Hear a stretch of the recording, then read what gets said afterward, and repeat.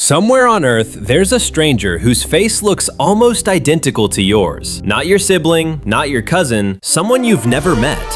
It feels impossible. Because your entire life, your brain has been telling you the same story. Your face is unique. It feels like something that could only belong to you. But nature never promised uniqueness. It only promised variation. So here's the real question. Why do doppelgangers exist at all? Most people imagine human faces as infinitely different.